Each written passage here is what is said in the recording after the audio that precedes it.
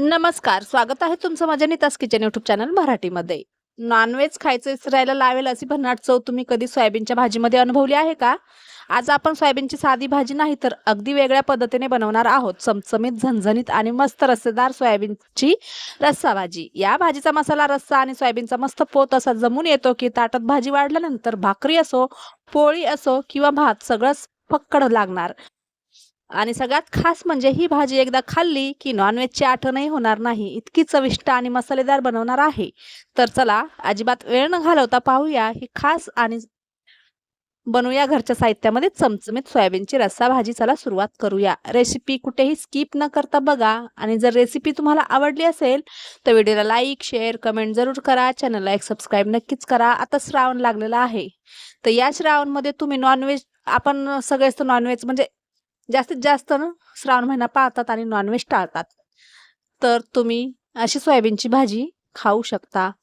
जर तुम्ही श्रावण महिन्यात कांदा, लसूण, टोमॅटो पण नसल खात तर तुम्ही बिगर कांदा टोमॅटोची सुद्धा करू शकता. तर सर्वात आधी इथे गॅसवर कढई ठेवायची आहे. यामध्ये आपल्याला गरम पाणी करून घ्यायचं आहे. त्यानंतर मी इथं 100 ग्रॅम सोयाबीनच्या वड्या घेतलेल्या आहेत. आता या सोयाबीनच्या वड्या या गरम पाण्यात टाकायच्या आणि पाणी छान गरम करून घ्यायचं. थोडंसं मीठ टाकायचं आणि पाणी इतपत गरम झाल्यानंतर गॅस बंद करायचा, झाकण ठेवायचं. 4 ते 5 मिनिटात गरम पाण्यामध्ये सोयाबीन छान फुगते. तर आता या गरम पाण्यातून आपल्याला एखाद्या चाळणीमध्ये काढून घ्यायची. तर सगळी सोयाबीन मी चाळणीमध्ये काढते आणि याच्यात थंड पाणी ओतायचं 1-2 वेळा. आता थंड पाणी ओतल्यानंतर थोडंसं थंड व्हायसाठी असं चाळणीमध्येच ही सोयाबीनच्या वड्या ठेवायच्या आहेत. बघू शकता छान मुरलेली आहे. आता इथे कांदा, कोथिंबीर, टोमॅटो, लसूण, अद्रक आणि थोडीशी कापून कोथिंबीर घेतलेली आहे. इथे मी कवळ्या कोथिंबीरच्या काड्या घेतल्या आहेत. आता आपल्याला कांदा वाटायचा नाही, फक्त टोमॅटो वाटायचा आहे आणि या कोथिंबीरच्या काड्या, लसूण, अद्रक. जर तुम्ही कांदा आणि लसूण खात नसाल श्रावण महिन्यात तर तुम्ही काय करायचं, फक्त टोमॅटो आणि कोथिंबीर वाटून घ्यायची. त्याने सुद्धा छान लागते. आता इथे मी टोमॅटो, कोथिंबीर, लसूण, अद्रक वाटून घेतलेले आहे.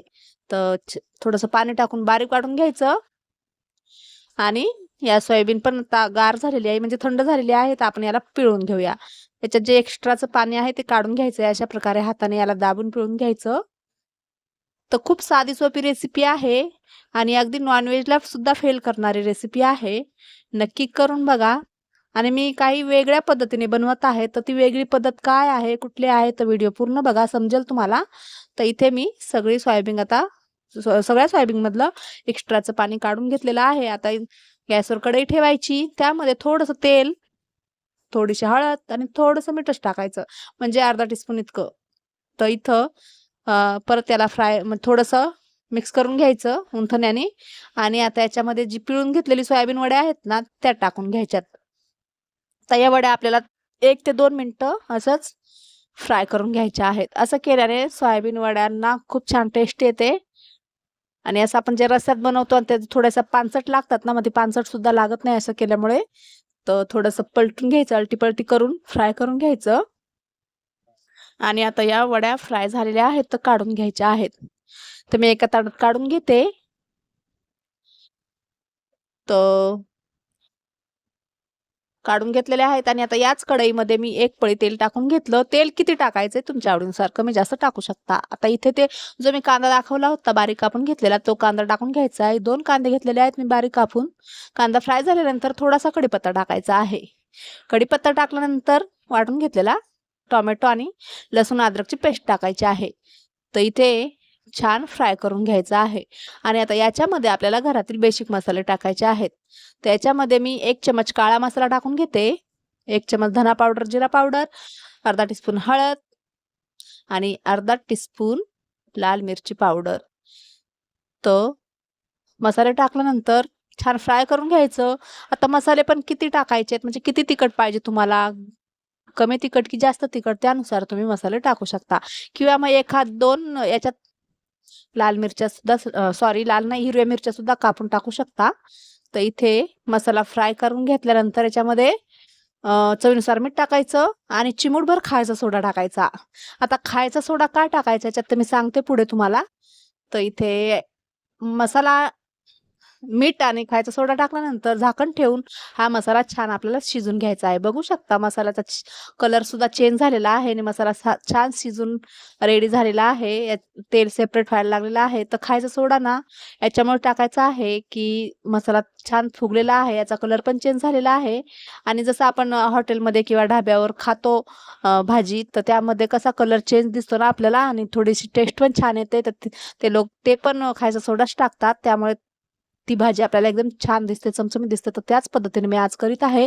तर मसाला छान फ्राय झाल्यानंतर याच्यामध्ये आपल्याला फ्राय करून घेतलेल्या सोयाबीनच्या वड्या टाकायच्या आहेत. आता तुम्ही बोलत असताल हे काय टाकत आहे, तर हे आहे अर्धा ग्लास पाणी आणि 1 चम्मच चायपत्ती टाकून पाणी आपल्याला जसं आपण काळा चाय बनवतो ना तसाच बनवायचा आहे, पण साखर नाही टाकायची.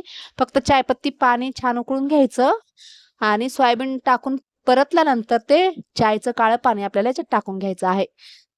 तर आता तुम्ही बोलता असाल तर चायचं पाणी का टाकलं, तर याचा कलर पण छान दिसतो चेंज होऊन आणि चवीला सुद्धा ते तितकंच टेस्टी लागते ही भाजी. तर नक्की या पद्धतीने करून बघा. आता 2 ते 4 मिनिटं मी झाकण ठेवून मीडियम फ्लेम केली होती गॅसची आणि मी ही सोयाबीनची भाजी शिजवून घेतलेली आहे. तर झाकण काढल्यानंतर तुम्ही बघू शकता किती सुंदर दिसत आहे, किती छान दिसत आहे आणि सुगंध सुद्धा तेवढाच सुटलेला आहे. तर नक्की अशा प्रकारे करून बघा. आणि हा रसा ना मी थोडासा पातळच ठेवलेला आहे, म्हणजे जास्त टोमॅटो नाही वाटलेले आहेत. तुम्हाला जर रसा अजून जास्त घट्ट बनवायचा असेल तर तुम्ही ना टोमॅटो मी 1 ते 1.5 टोमॅटो वाटून घेतलं, तर तुम्ही 2-3 टोमॅटो वाटून घेऊ शकता, म्हणजे रस्सा अजून घट्ट होईल. त्यामध्ये थोडंसं खोबरं सुद्धा वाटू शकता. पण मी खोबरं आणि टोमॅटो पण थोडंच घेतलेलं आहे, खोबरं नाही घेतलं. त्यामुळे मी थोडा पातळच रसा ठेवलेला आहे. आणि ही भाजी थोडी थंड झाली ना तर रसा आपोआप आटतो, थोडासा कमी होतो. तर इथे आता वरतून कोथिंबीर टाकायची. तर गॅस बंद केलेला आहे. तर ही चमचमीत नॉनव्हेजला फेल करणारी सोयाबीनची भाजी रेडी झालेली आहे. तर गरम गरम तुम्ही भाकरीसोबत, भातासोबत, चपातीसोबत खाऊ शकता. तर खूप टेस्टी झालेली आहे. या पद्धतीने नक्की एकदा करून बघा. तर ही रेसिपी रेडी आहे. तुम्हाला जर ही रेसिपी आवडली तर व्हिडिओला लाईक, शेअर, कमेंट जरूर करा. चॅनलला एक सबस्क्राईब नक्कीच करा. चला तर भेटूया परत एका नवीन व्हिडिओमध्ये नवीन रेसिपी घेऊन. बाय. जय महाराष्ट्र.